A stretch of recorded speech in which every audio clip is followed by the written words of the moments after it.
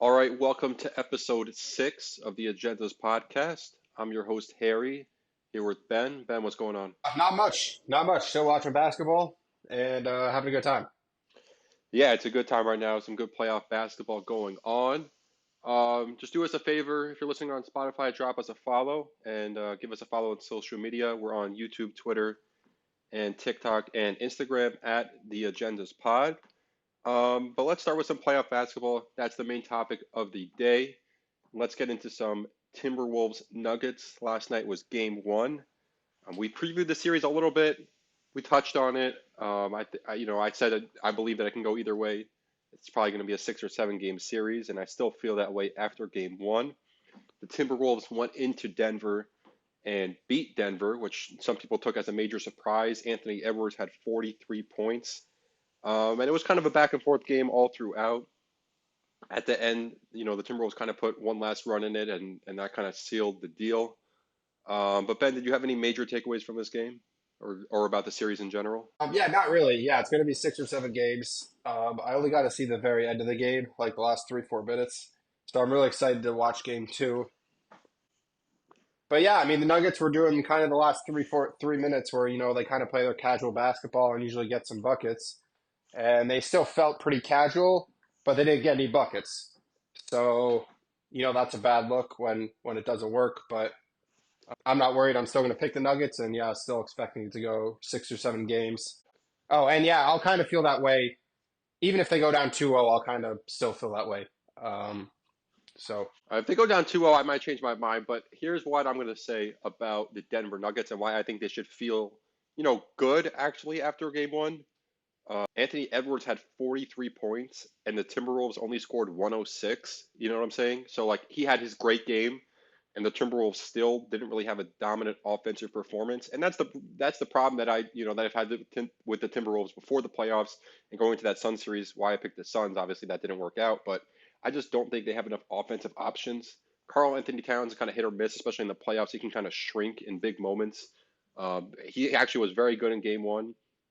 But again, he's not really going to create his own shot, so they kind of rely on Anthony Edwards to create everything for them. And if Anthony Edwards is not going to have 43 points, like let's say he has 25 points, which is still a solid game, I think they're going to struggle immensely to score offensively. And that's the other interesting thing.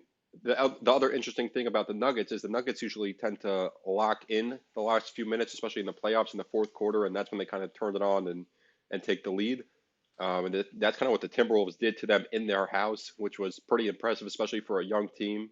Well, not necessarily a super young team, but led by Anthony Edwards, who's 22 years old, to go in and kind of in a back and forth game. It wasn't like they went in and blew them out and kind of stormed away with it. They kind of had to execute down the stretch, which Denver was not able to do. And the other thing we mentioned after the Lakers series was we didn't think the Nuggets played all that well in that series, particularly Jamal Murray. Obviously, had the 2 game winners, which everyone's going to talk about. But from an overall perspective of, throughout the game, playing like he did in last year's postseason, where he turned into a superstar level player, he hasn't really been that. And in game one, it was kind of the same. And I think if the Nuggets are going to beat the Timberwolves, if they're going to move on to the next round, eventually the NBA Finals, and potentially winning the NBA Finals, Jamal Murray is going to have to find that gear that he had in last year's playoffs. yeah, that's actually a really interesting call. I didn't think about that, where Anthony Edwards had almost half the team's points. And yeah, people like to forget about this, but in last series, he had a game with 12 points. So I would definitely be expecting some regression in some of the games moving forward. But yeah, that's probably the biggest takeaway is we've been saying the Nuggets and specifically Jamal Murray has not been playing well, like their best basketball. And at some point, they're going to have to play their best basketball. We all expect it to come, but it also needs to come if they're gonna win series against actually good basketball teams like the Timberwolves and teams are going to play moving forward. 100%, because similar to the Timberwolves, the Nuggets. I mean, they have two scorers. They got Jokic and Murray, but outside of that, I mean, they have players that fill their role. They have Caldwell Pope, who's a great 3 and D wing, and Aaron Gordon, who's a great in that dunker spot and defensively and rebounding and things like that. But they don't have so many shot creators, I would say. So if Jamal Murray's not going to get going, it's going to be tough for them. But that Timberwolves defense is no joke. And I think it's going to definitely keep the Timberwolves in this series, if not help them win this series. But I think the overreaction after game one, the Timberwolves are beating the Nuggets. We'll see after game two. If they go down 0-2, it might be a different story from there. But let's turn on to some other series, some series that have ended after round one. Again, we're recording this on Sunday after the Timberwolves Nuggets game, which we didn't get a chance to talk about some of the round one series. So let's talk about that right now. And one that was really interesting, the Clippers Mavs series, which we predicted would go 6 or 7, and it still did, despite Kawhi only playing one game and them losing that game. The Mavs kind of closed it out in relatively easy fashion back at home in game six. Luka did not play great. I think he shot 9 for 26. People are saying the injury excuse, but you know, people were talking about the injury before game five, and then he had his best game of the series, and then the next game he plays not so good, and it's like, oh well, he's injured. Well, he was good enough to score 35 in game five and play great, and now all of a sudden a day later he's injured. I don't really like that. They were able to close it out, but I think the next series with the Thunder is going to be a much tougher series. That Thunder team, especially healthy, with the Clippers with Kawhi would have been a different story, I think, potentially. But the Thunder, great regular season team, took care of business in round one, 4-0 against obviously not a hard opponent, but to just take care of business. And it's not always the easiest thing to do. A lot of times a team will steal a game or two and make it a tougher series than it should be. But with Shea playing MVP level basketball and the 3 and D wings that they have with Jalen Williams and they have Chet at the four, I think it's going to be a much tougher series for them. And I think you're going to need to see at least an A plus Luca, at least an A Luca, I would say, for them to move on to the next round. Kyrie was excellent in round one. They're going to need to see more than that because I think the Thunder are a more well balanced team, whereas the Mavs is kind of like they have Luca and Kyrie and that's their punch, and their defense has been better, which is great. But they're not going to have home court, and I think it's going to be a much tougher series than a Clippers team without Kawhi Leonard. Ben, what do you think? Yeah, just a footnote there. I think Kawhi played twice, and they lost both those games. I'm pretty sure he played twice. Okay. Yeah, I mean that last game, you've got you know, Kyrie going for 30 points in the second half, I believe, to carry them to the win. But I mean, I had no faith in the Clippers I just know. They have no. I don't know what the word is, but no, I don't know what. But I had no faith they were winning that game, and they lost by like 15 points. But yeah, I mean, as what is I'm more interested more in what the Clippers are doing more moving forward. They kind of have Kawhi locked up, which is probably of the three players, him, Paul George, and Harden. That's probably the player I wouldn't want to have locked up, and I'd like to move on from. But yeah, I mean, the Clippers moving forward is an interesting conversation. But yeah, Mavs took care of business. Well, let's We'll get see. into that. Why don't we talk about the Clippers' future and what possibly could be going forward? Yeah, let me just finish up on the Mavs here going against the Thunder. The Sure. Thunder do have that more well-balanced team, but right now, I think assuming we got 100% Luca in terms of injuries, they have a bigger one-two punch, specifically right now with Kyrie playing A-plus basketball. I'm kind of going to bet on the one-two punch versus the more well-rounded team. Obviously, the OKC's got a nice one punch and then some well-rounded pieces around it, but nobody else. There's no two there. It's more just like I would say a number of threes and fours. I mean, if people want to say Jalen Williams, okay, but I'm still going to be nervous about the Mavs every single game of that series. And so I'll believe it when I see it in terms of OKC winning that series. 100%. And the playoffs does tend to be star driven in terms of the team with the superstars usually win the series. Now, I think Shea is also a superstar, but they do have the extra punch of Kyrie. That Jalen Williams piece is going to be key. He's definitely taken that leap this year. Is he a star quite yet? He's definitely getting there. He's definitely getting there, and this playoffs is going to help him along the way, depending on what happens in this series and moving forward. But I think the home court advantage is going to be huge for them. But I think the longer the series goes, the more it probably favors Dallas, just because of the experience that they have. Luka's been in the playoffs. Kyrie's been in big moments. If it got to a game six, a game seven, then I Oh think it yeah. starts leaning towards the Mavs. But again, I'm not counting this OKC team out. I'm going to actually pick OKC in this series. I don't know if it'll be 6 games, probably 6 games or so. I just think they're the more well-balanced team, they're the better defensive team, they're the faster team, they're going to be better in transition, and I think that the Mavs are just not quite ready for this.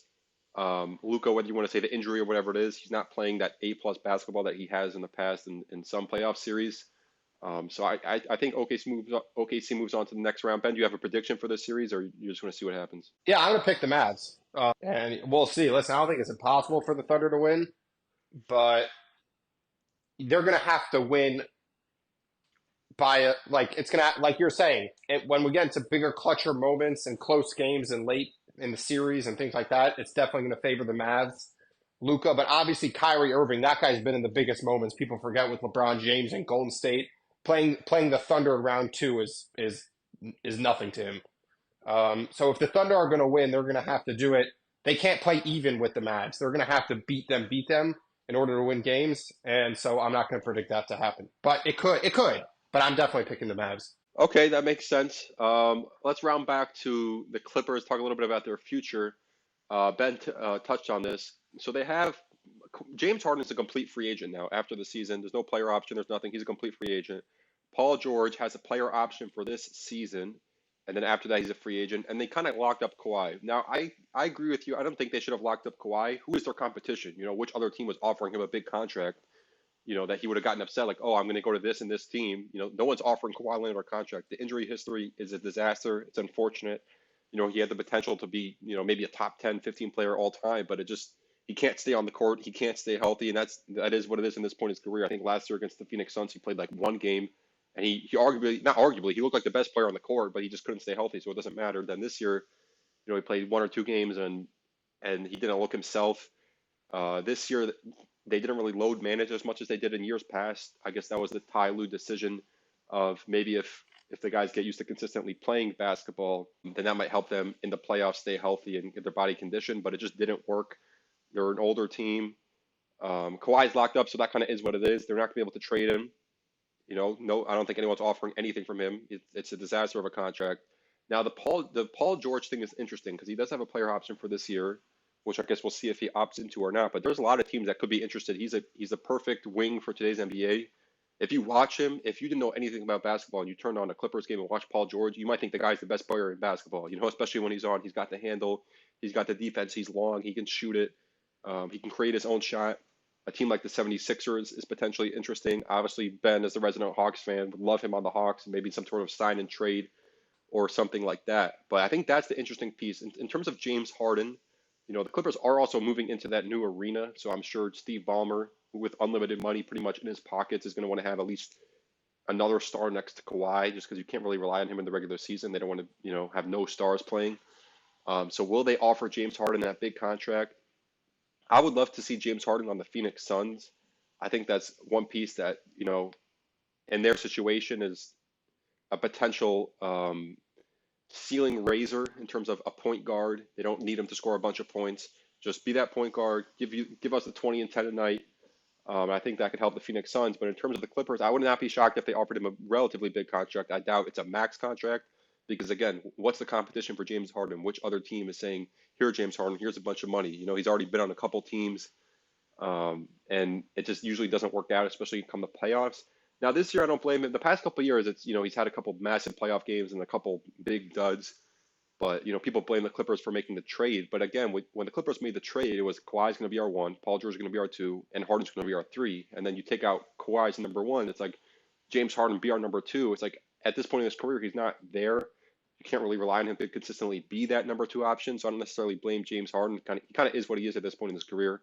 In his prime, historic, all-time player, elite player, averaged 36 points a game, but he's just not quite there yet. He's a little bit older.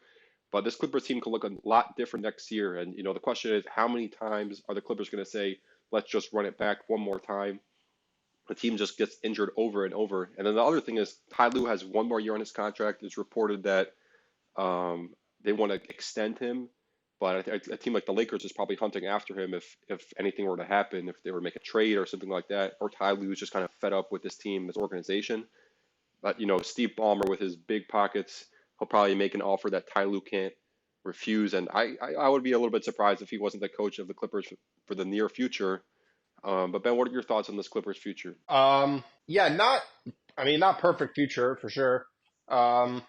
I'll kind of just go in reverse order here. Yeah, I listened to the Ty Lue post game. He sounded very much like he's not considering the Lakers and that he loves the Clippers and all the relationships he has in the front office. He went through each one like specifically, like with real stuff that he likes about each guy. So I would expect Ty Lue to be there for the long term and through this transition into the new stadium.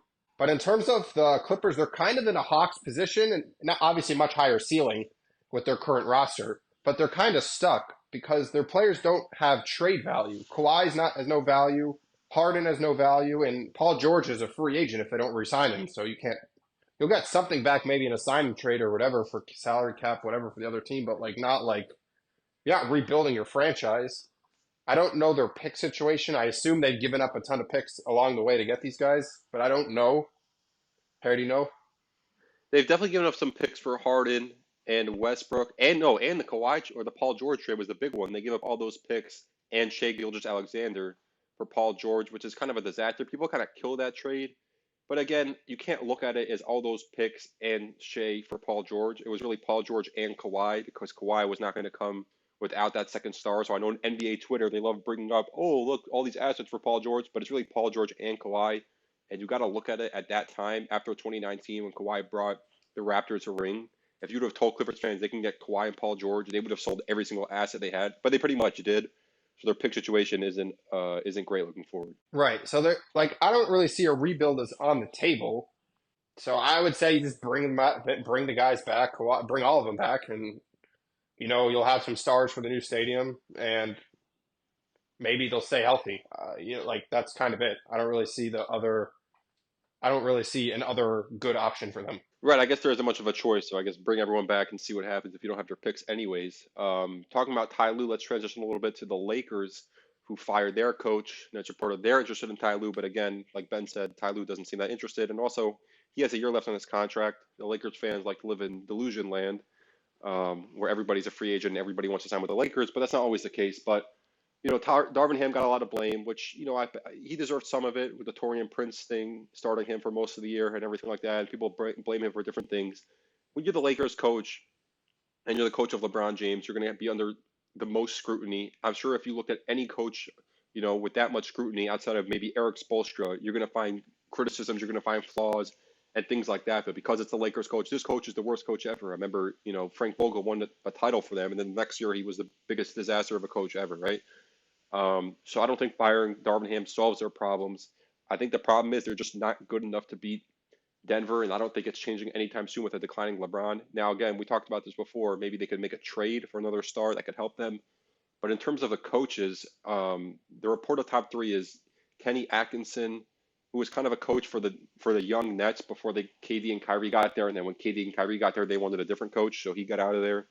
But he was kind of a coach to build up some young players. In my opinion, there's coaches for different statuses of your team. You need the coach to kind of get your team from the irrelevant to kind of like a playoff team, then from a playoff team to contender. Then you have the coaches that are going to be championship contenders. So I don't know if Kenny Atkinson, who's kind of like a player development coach, would make sense for LeBron and AD to win a title right now. Mike Budenholzer would be interesting. I know Bucks fans used to criticize him a lot, and actually he was coach of the Hawks when they won 60 games and they got swept by LeBron. He used to have the tag before they won the title of great regular season coach and can't quite get it done in the playoffs. Obviously they won the title, so that changes. But I remember at the end of his Bucks tenure, he was getting tons of criticism, and Bucks fans were not sad to see him go. Obviously, looking back, they probably would have liked him, but that's an interesting one. And then the third one is an absolute joke. And if this happened, this would be a disaster. And JJ Redick. Now LeBron and JJ Redick have the podcast together. So now let's fantasize and make JJ Redick the head coach, who's never had any even assistant coaching experience at all. But just because him and LeBron can draw up plays while they're drinking their wine glasses in a dark room, now he can be the head coach of the Lakers. I mean, give me a break. That would be a disaster.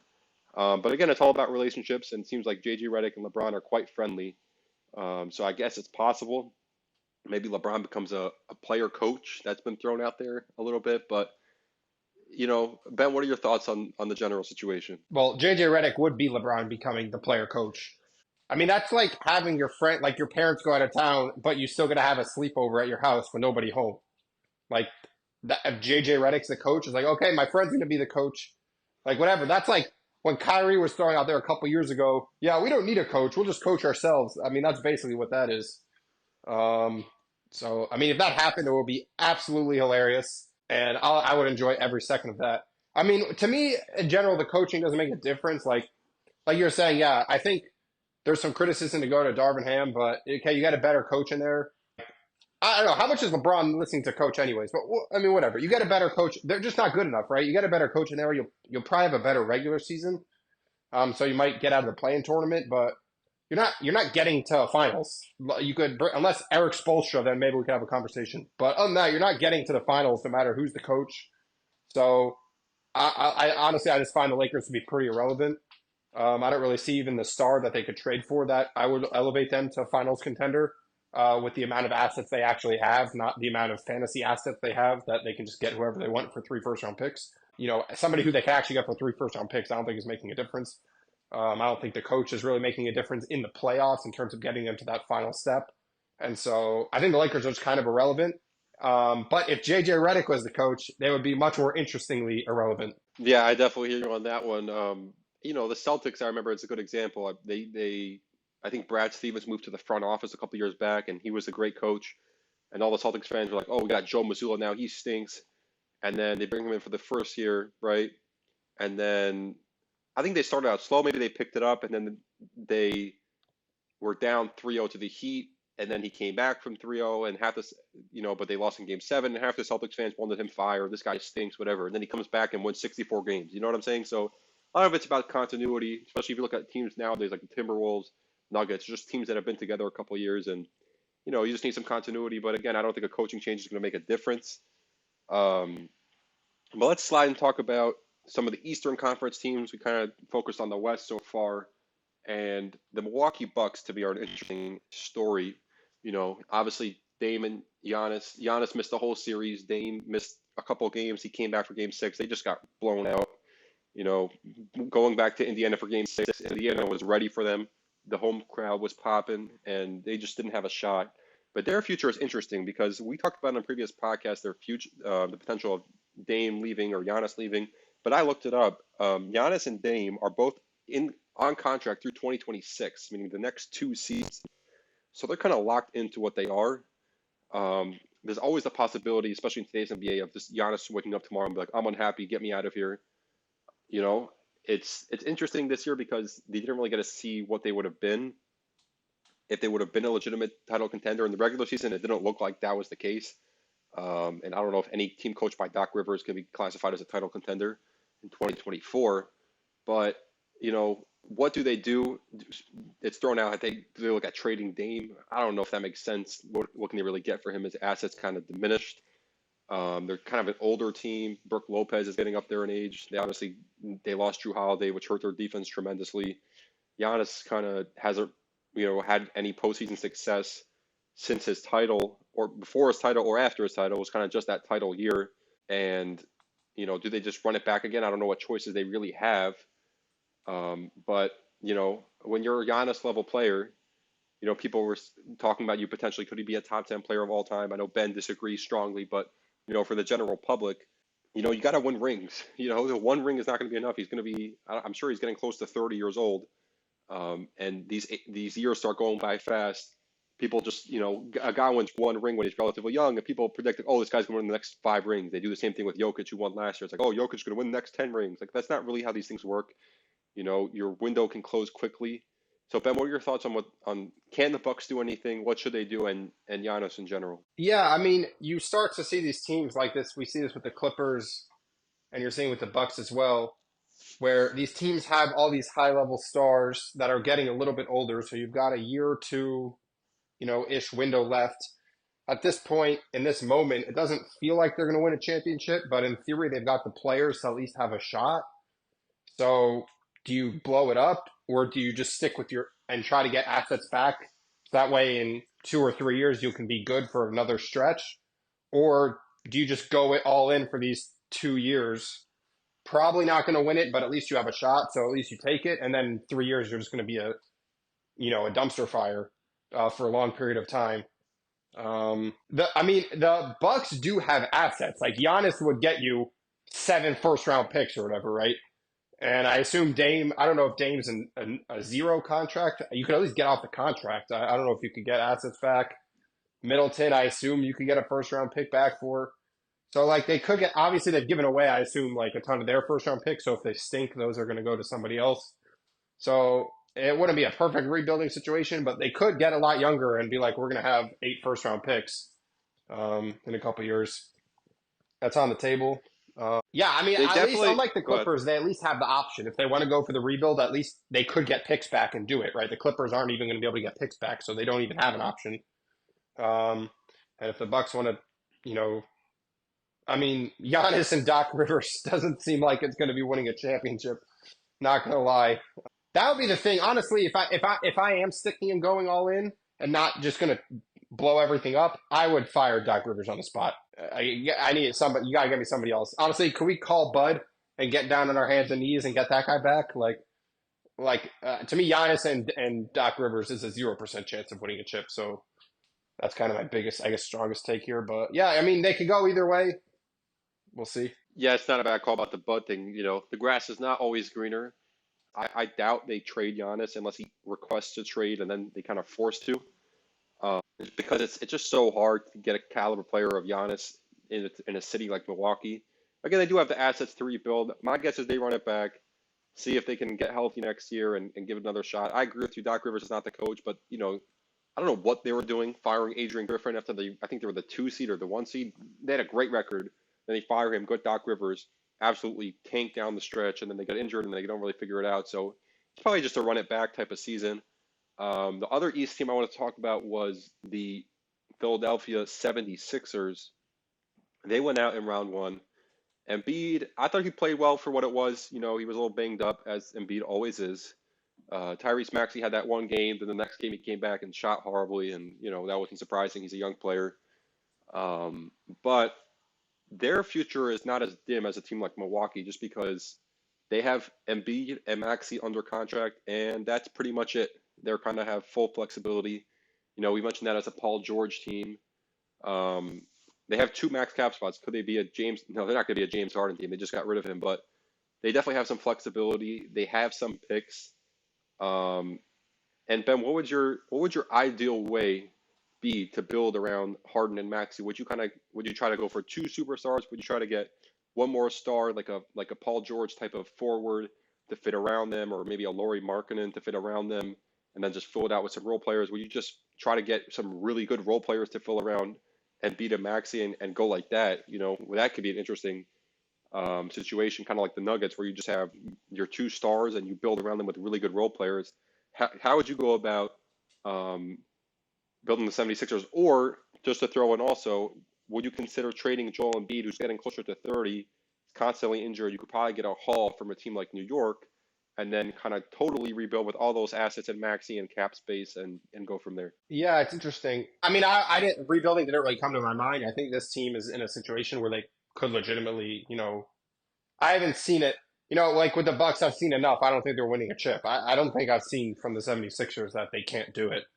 That Embiid can't do it. I mean, my mind went to like I still both Embiid and Maxey I think are inconsistent for different. Maxey I don't think is quite there as like a one option. Like he doesn't have. I don't think that level of like control on offense. Like he's a certified bucket, but he's not like. I don't think he has like the floor general in his bag yet. I mean, he's still young, so maybe he can get that. But like, I think they need some of that. Like my mind like went to, and then Embiid's just injured often, so my mind went. I mean, this guy's not available, but it's like a Kyrie Irving, like this version of Kyrie Irving in the playoffs, scorer, very experienced. That's the type of player that I'd want to see there. Like Paul George to me feels like also a bit inconsistent. Like they need a certain like veteran, experienced number one type level player. I think is the gap they need to fill. Let Um, me throw something out there, Ben. What about a number 35 in Phoenix? Number 35. I mean, listen, I love having the 2 big guys. That really fits. Trying to match up against the best teams today. You got to be big, and they'd be big. He's been passive though. I mean, obviously I love KD, but what I'm saying, he's also kind of a little chilling. Like LeBron's been thrown out there as well, but LeBron. that's kind of up to LeBron. That's not really up to the Sixers. Right, it's kind of up to LeBron. I mean, honestly, that's an interesting fit for LeBron. I'm not a big LeBron fan, but I mean, yeah, he definitely has that experience. I think that would fill that hole actually. So I kind of like that. I don't see that happening, but I do like that actually. So to me, I don't think Paul George really fits. Like, obviously he's a great player, but I don't think he fits the problem they have. Honestly, like a That's Jalen interesting. Brunson, But I mean, obviously not available. But I'm just saying, like, See, I disagree with you. I mean, you're throwing out some guards. I don't think they need another small guard next to I'm Maxwell. not That even makes trying to that be much guard. I'm sense. not trying to go position. I'm just trying like these types of demeanors. Like I saw it in Maybe. Oh, Donovan Mitchell. I saw it today in this one. I mean, it was against the Magic, so it's a relatively low stakes. But so I don't it's know. a game 7. It's a game seven, but we're talking about the Magic in round one. I mean, whatever. I'm just saying I saw some of that demeanor from him. Like I don't see Maxi with any of that demeanor, and Embiid also. I don't. He doesn't. I don't see him when he's got the ball in his hand, orchestrating what's going on. He's kind of just like he's gonna. He can just decide to get a bucket. That's good, but I think they need like that controlled demeanor, like Chris Paul from like 5 years ago. Like that's like he's not that anymore. He's washed, but or like a Steph. Could we get Steph? I think that's a pipe dream. You know what's been thrown out there though is a reuniting with Jimmy Butler. I think that might make some Oh, that sense yeah, according to what you're that's saying. great. That would be a great fit. Yeah, that's been thrown out there. I mean, they obviously chose Tobias Harris over Jimmy Butler, which is a disaster. They finally get rid of Tobias Harris' contract. What an abomination! I hope that guy goes to China. Let me relax. Well, I mean, he pretty much stole money from Philly for the past couple of seasons. Not to make cross But yeah, sports references that are overly generic, but is he the Anthony Rendon of basketball, Harry? kind of. Yeah, I mean, it's not a back. It's not as much money, and like he didn't openly say I don't care. But yeah, he just. I mean, if you talk to Sixers fans, I mean, he just as passive as they come. He kind of just chills there. If he gets his 17 points, great. If not, who cares? He cashes his $40 million check and goes home. But it's going to be an interesting offseason, and it's going to be a big legacy offseason, I think, for Daryl Morey, who's had a lot of success in terms of regular season and even making some conference finals. I don't even know if he's ever made a finals as a GM. He's seen as one of the better GMs, and I think he is. But this is kind of a blank canvas, a blank canvas with two stars, kind of a dream scenario for a GM. So let's see what he can cook up. Also, they But also, but besides that, that mentality type of guy, veteran guy, they also, I would, get me point of attack defense, get me some 3-and-D guys, like some very aggressive guys who can, do that point of attack. Get me a guy or two. I don't know if they have picks or to trade for these guys or if it's strictly free agents, but that I think also they definitely need a guy like that. Any yeah, it's team interesting. does. It's interesting. Boston had Drew Holiday. I think they extended Drew Holiday, but then I don't know if they're gonna be able to pay Derek White. Not that that would be a perfect fit for them. I don't think Boston would trade Derek White to Philly though. I think no chance that happens, but that would kind of be also a great fit for them. Let's close out with some, I guess, just general East talk. We kind of said before the playoffs, you didn't think people had much of a shot versus Boston before round one. Now that round one is kind of completed, no more Milwaukee, no more Philly. I think we're two of the teams with the highest ceilings, not in terms of consistency, but in terms of where they could reach because of Giannis, because of Embiid, because of Dame. And those guys are kind of out of the way. You got Knicks Pacers, which I think the Knicks are going to win that series pretty easily, 5 or 6 games max. And then you're going to have, and I guess the Cavs won today, so it's going to be Cavs Celtics. You know, it's kind of almost, I don't remember a conference this easy. Maybe some of the LeBron James Eastern Conference, but if it's a Boston Knicks series, that could be interesting. But is this going to be a cakewalk for Boston? I mean, is this going to be a joke of a year for them to get to the finals? Yeah, I mean, I would give the Knicks like a 4% chance, and then everyone else gets a 0%. I do think the Knicks Pacers is going to be a really interesting series because at least based off the way the Knicks, Philly went, the Knicks and the Pacers have completely opposite styles. Where the Knicks are very slow, methodical, playing the half court, and the Pacers they run on everything and anything they can. So, what we see interesting. I think pacing. People like to talk about, who's controlling the pace. I think this will be a pretty extreme and obvious situation where like each team is going to want the pace to be different, and so we'll see who can control it. Additionally, at least in that last game, Pacers versus I forgot who they were playing, but the Pacers were swarming them defensively in the half court. They were The able Bucks? they were able to double and yeah against the Bucks they were able to double, but then also rotate so that the guys weren't wide open. Make the offensive team make two passes, with the Bucks were really struggling to do. So if they can keep up that level of intensity, I think the Knicks are going to have trouble scoring as well. I think the Pacers. I'm not a big Pacers guy. You talk to me at any point going into this year, but just watching. I mean, I'm basing this off a tiny sample size. But with the Knicks not great offensive options after Brunson, I think the Pacers potentially can be, pretty locked down defensively against this team specifically. And then if they can control the pace and go quick, I think there's a world where the Pacers can win the series. And I think this is a 6 game series at minimum. That's interesting. I mean, the Pacers had not been known to lock down defensively, especially in the regular season. But again, the playoffs, they're more focused. And with kind of what Ben was saying, one offensive option in the Knicks and Jalen Brunson, who's been a great offensive option. He had a historic series. I think he averaged 35 points a game. Unbelievable. But, is that sustainable? It's interesting. It could be the series where they miss Julius Randle and, Knicks fans get a little over their skis and maybe go out around earlier than they thought. No, can we stop listing Julius Um, Randle? I would not feel any differently about this series if Julius Randle was in the series. No, that's fair. I was just throwing because I mean he's definitely had his playoff struggles, but at least someone else who can relatively create their own shot. They literally have nobody. It's going to be an interesting offseason for the Knicks as well, but we won't get into that just yet because they're still playing. But I think let's wrap it up like that. We have game 2 of Denver, Minnesota tomorrow. We'll probably try to do one more podcast this week before next weekend, maybe somewhere in the middle of the week after some game 1s and game 2s have been played, some more takeaways, see if any news comes out. And Ben, do you have anything else you wanted to add? No, I'm really looking forward to both games tomorrow.